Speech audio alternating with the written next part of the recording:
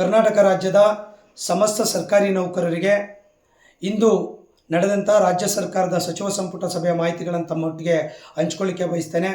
ಬಲ್ಲ ಮೂಲಗಳು ಮತ್ತು ಕೆಲವರು ಹೇಳಿರುವಂಥ ಮಾಹಿತಿಗಳ ಪ್ರಕಾರ ಇಂದು ನಡೆದಂಥ ಸಚಿವ ಸಂಪುಟ ಸಭೆಯಲ್ಲಿ ರಾಜ್ಯ 7ನೇ ವೇತನ ಆಯೋಗ ಶಿಫಾರಸು ಮಾಡಿರುವಂಥ 27.50% ವೇತನ ನಿಗದಿಗೆ ರಾಜ್ಯ ಸರ್ಕಾರ ಅನುಮೋದನೆ ನೀಡಿದೆ ಎಂಬತಕ್ಕಂಥ ಮಾಹಿತಿ ಸಿಕ್ಕಿದೆ.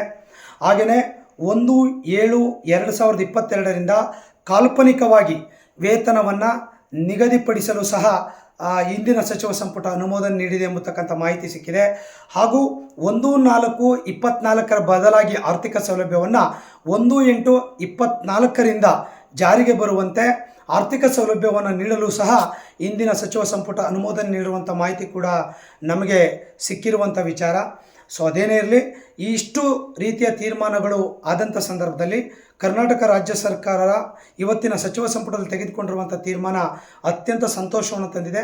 7ನೇ ವೇತನ ಆಯೋಗಕ್ಕೆ ಸಂಬಂಧಪಟ್ಟಂತೆ ಇವತ್ತು ತೆಗೆದುಕೊಂಡಿರುವಂಥ ತೀರ್ಮಾನಕ್ಕೆ ಸನ್ಮಾನ್ಯ ಮುಖ್ಯಮಂತ್ರಿಗಳಾಗಿರುವಂಥ ಸಿದ್ದರಾಮಯ್ಯ ಸಾಹೇಬರಿಗೆ, ಉಪಮುಖ್ಯಮಂತ್ರಿಗಳಾಗಿರುವಂಥ ಡಿ ಕೆ ಶಿವಕುಮಾರ್ ಸಾಹೇಬರಿಗೆ, ಹಾಗೆಯೇ ಸಚಿವ ಸಂಪುಟದ ಎಲ್ಲ ಸಚಿವರಿಗೆ, ಹಾಗೆಯೇ ಆರ್ಥಿಕ ಇಲಾಖೆಯ ಉನ್ನತ ಮಟ್ಟದ ಅಧಿಕಾರಿಗಳಿಗೆ, ಇದರ ಜೊತೆ ಕರ್ನಾಟಕ ರಾಜ್ಯ ಸರ್ಕಾರಿ ನೌಕರ ಸಂಘ ಸಾಕಷ್ಟು ಪ್ರಯತ್ನವನ್ನು ಎಲ್ಲ ಜಿಲ್ಲಾಧ್ಯಕ್ಷರು, ತಾಲೂಕು ಅಧ್ಯಕ್ಷರು ಮತ್ತು ಸಂಘಟನೆಯ ಎಲ್ಲ ಹಿತೈಷಿಗಳು ಮತ್ತು ವೃಂದ ಸಂಘದವರು ಕೂಡ ಸಾಕಷ್ಟು ಶ್ರಮವನ್ನು ಹಾಕಿರೋದಕ್ಕೆ ಅವರೆಲ್ಲರಿಗೂ ಅಭಿನಂದನೆಗಳನ್ನು ಸಲ್ಲಿಸ್ತೇನೆ. ಇದರ ಜೊತೆ ಇನ್ನೂ ಉಳಿದಂಥ ವಿಚಾರಗಳ ಬಗ್ಗೆ NPS OPS ಆಗುವಂಥ ವಿಚಾರದ ಬಗ್ಗೆ ಇವತ್ತೇನು ಕೂಡ ಚರ್ಚೆಗಳಾಗಿಲ್ಲ.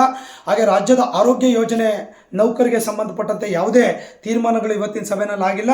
ಈ ಎಲ್ಲ ವಿಷಯಗಳಿಗೆ ಸಂಬಂಧಪಟ್ಟಂತೆ 23ನೇ ತಾರೀಕು ರಾಜ್ಯದ ಸರ್ಕಾರಿ ನೌಕರರ ಎಲ್ಲ ವೃಂದ ಸಂಘಗಳ ಮತ್ತು ರಾಜ್ಯ ಕ್ಯಾಡರ್ ಅಸೋಸಿಯೇಷನ್ ಜೊತೆಗೆ ಎಕ್ಸಿಕ್ಯೂಟಿವ್ ಕಮಿಟಿ ಮೀಟಿಂಗ್ ಕೂಡ ನಾವು ಕರೆದಿದ್ದೇವೆ.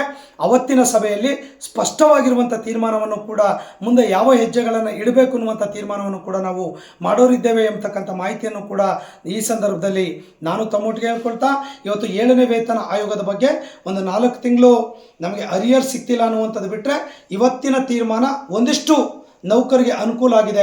ಆ ಕಾರಣಕ್ಕಾಗಿ ಮತ್ತೊಮ್ಮೆ ರಾಜ್ಯ ಸರ್ಕಾರಕ್ಕೆ, ಮುಖ್ಯಮಂತ್ರಿಗಳಿಗೆ, ರಾಜ್ಯ ಸರ್ಕಾರಿ ನೌಕರ ಸಂಘದ 6 ಲಕ್ಷ ನೌಕರ ಪರವಾಗಿ ಅಭಿನಂದನೆಗಳನ್ನು ಸಲ್ಲಿಸ್ತೇನೆ.